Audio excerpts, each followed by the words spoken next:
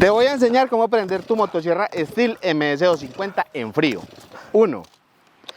Verifico combustible con mezcla. Recuerde que la mezcla es 51. 2. Verifico que haya buena lubricación. Ahí estamos bien de lubricación. 3. Colocar la motosierra en choque. 4. Prender.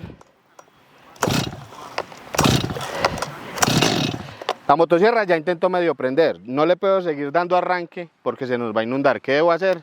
Subirlo a ralenti.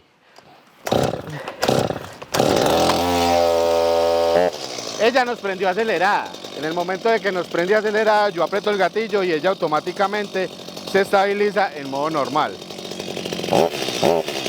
Y ahí es como se prende la motosierra en frío.